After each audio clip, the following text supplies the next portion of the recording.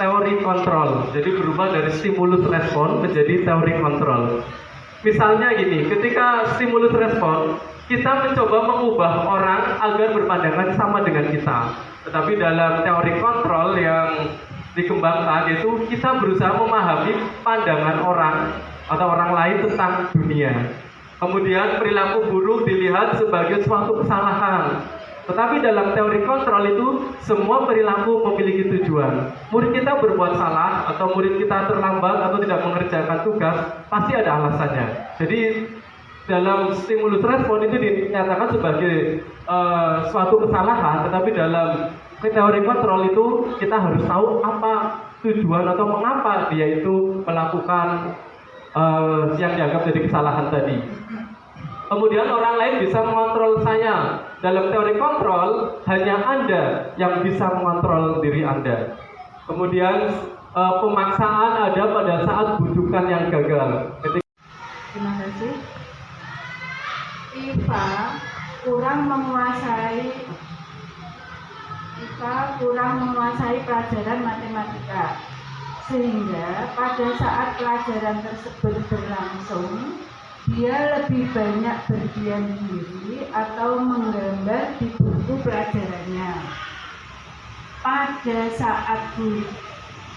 saat guru matematikanya,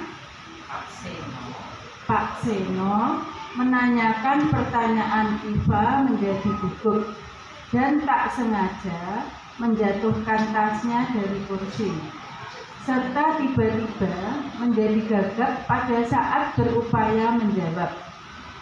Seluruh kelas pun tertawa melihat perilaku IPA yang bicara tergagap dan terkejut tersebut. Pak Seno pada saat itu membiarkan teman-teman IPA menertawakan IPA yang tergagap dan malu luar biasa, dan malahan minta IPA untuk maju ke depan dan berdiri di depan kelas sambil menunjuk hidungnya karena tidak bisa menjawab pertanyaan Pak Seno. Kelas makin gaduh dan anak-anak pun tertawa melihat IPA di depan kelas memegang ujung hidungnya. Ya, terima kasih Ibu Yuli yang sudah membaca. Tepuk tangan untuk Ibu Yuli. Baik, dari cerita tadi nomor 1, apakah Anda setuju dengan tindakan Pak Seno terhadap IPA? Mengapa? Monggo siapa?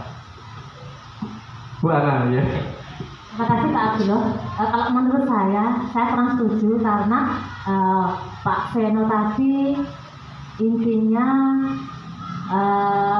itu ya, jadi mengingatkan dulu ke temannya yang tadi mentertawakan tadi. Jadi memberi arahan supaya jika ada temannya yang berbuat itu tidak ditertawakan. Jadi memberikan arahan kepada teman-teman supaya tidak sedikit pun teman kita yang berbuat salah atau keliru itu alangkah baiknya tidak ditertawakan, karena salah satunya itu mempermalukan teman itu salah satu perbuatan yang tidak baik.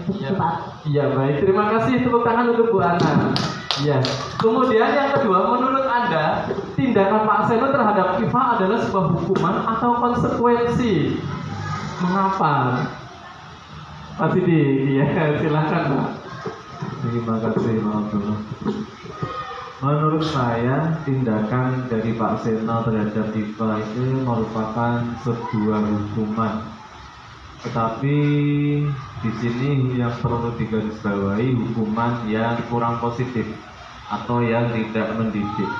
Karena yang dilakukan Pak Seno terhadap IPA ini bisa berdampak terhadap psikologinya juga di dalam kelas, apalagi sampai ditertawakan oleh teman satu kelasnya, dan bisa menyebabkan si IPA juga mengalami trauma. Begitu Pak. Ya baik, terima kasih, luar biasa, tepuk tangan untuk Pak Sidik. Ya, jadi ini lebih cenderung adalah pada hukuman itu ya. Selain itu juga mengapa dinamakan hukuman? Karena tidak ada korelasinya. Di sini tidak menguasai pelajaran matematika, kemudian disuruh berdiri di depan dan menunjuk hidung itu kan nggak ada hubungannya dengan pelajaran matematika seperti itu. Baik Ibu Bapak, untuk berikutnya yaitu tentang restitusi. Apa itu restitusi? Restitusi adalah proses menciptakan kondisi bagi murid untuk memperbaiki kesalahan mereka sehingga mereka bisa kembali pada kelompok mereka dengan karakter yang lebih kuat. Jadi ketika anak-anak dalam kesalahan, maka kita lakukan restitusi. Kemudian restitusi juga merupakan proses kolaboratif yang mengajarkan murid untuk mencari solusi untuk masalah mereka dan membantu murid berpikir tentang orang seperti apa yang mereka ingin menjadi tujuan mulia tadi. Kemudian bagaimana mereka harus memperlakukan orang lain. Itu adalah menurut dosen tahun 2004. Nah ini Ibu Bapak, ciri-ciri restitusi. Yang pertama adalah bukan untuk menebus kesalahan, namun untuk belajar dari kesalahan. Yang kedua, memperbaiki hubungan. Yang ketiga, tawaran, bukan paksaan. Yang keempat, restitusi menuntut untuk melihat ke dalam hati. Kemudian restitusi mencari kebutuhan dasar yang mendasari tindakan. Kemudian yang keenam, restitusi diri adalah cara yang paling baik. Yang ketujuh, restitusi fokus pada karakter bukan tindakan. Yang kedelapan, restitusi fokus pada solusi. Dan yang kesembilan adalah restitusi mengembalikan murid yang berbuat salah pada kelompoknya. Baik Ibu Bapak, kemudian untuk bisa melakukan restitusi maka di awal kita bisa membuat keyakinan kelas. Keyakinan kelas yang biasa kita lakukan di kelas biasanya dengan sebutan kontrak belajar seperti itu. Tapi ini lebih ke keyakinan kelas. Mengapa kok keyakinan kelas bukan peraturan saja? Contoh Ibu Bapak. Yang pertama adalah mengapa kita memiliki peraturan harus menggunakan helm bila mengendarai kendaraan roda 2. Ibu Bapak, ketika itu sebuah peraturan, maka yang kita lihat atau yang kita rasakan apabila melakukan kesalahan ini atau melanggar peraturan, maka yang terjadi adalah hukuman. Hukumannya adalah berupa sanksi, yaitu tilang seperti itu. Tetapi kalau kita melihat ke dalam, bahwasanya mengapa kita harus memakai helm ketika mengendarai kendaraan roda 2, maka kita yakini itu adalah untuk keselamatan. Ketika itu tujuannya adalah untuk keselamatan, maka ada peraturan, ada sanksi atau tidak, kita tetap memakai helm. Karena itu adalah keselamatan diri kita. Ibu Bapak, jadi untuk mendukung motivasi intrinsik ini, kembali ke nilai-nilai atau keyakinan yang menggerakkan seseorang dibandingkan mengikuti serangkaian peraturan-peraturan. Dan Ibu Bapak, di sini ada peraturan dan keyakinan kelas. Apa sih perbedaannya? Peraturan contohnya di sini selalu kembalikan buku ke tempatnya. Jadi kalau peraturan seperti itu di perusahaan, yang viral ya. Tetapi ketika sebuah keyakinan nanti adalah sebuah tanggung jawab. Kemudian peraturan dilarang mengganggu orang lain. Maka dalam keyakinan kelas itu adalah menghormati orang lain. Kemudian hadir di sekolah 15 menit sebelum pembelajaran dimulai. Dalam keyakinan kelas ini adalah menghormati orang lain dan berkomitmen. Jadi ketika kita terlambat otomatis akan mengganggu situasi yang ada di dalam kelas. Kemudian dilarang melakukan kekerasan. Maka dalam keyakinan kelas adalah keselamatan, menghormati orang lain. Kemudian dilarang menggunakan narkoba. Dalam keyakinan kelas adalah kesehatan. Kemudian bergantian atau menunggu giliran. Di keyakinan kelas maka menghormati orang lain dan bersabar. Gunakan masker, berarti kesehatan dan keselamatan. Kemudian jangan berlari di kelas atau koridor. Maka di sini adalah di keyakinan kelas adalah keselamatan dan keamanan. Nah, Ibu Bapak, di sini ada beberapa contoh tindakan. Ini termasuk penghukuman atau konsekuensi. Nomor 1, mencatat 10 kali di dalam buku kalimat saya tidak akan terlambat lagi karena terlambat ke sekolah. Menurut Ibu Bapak,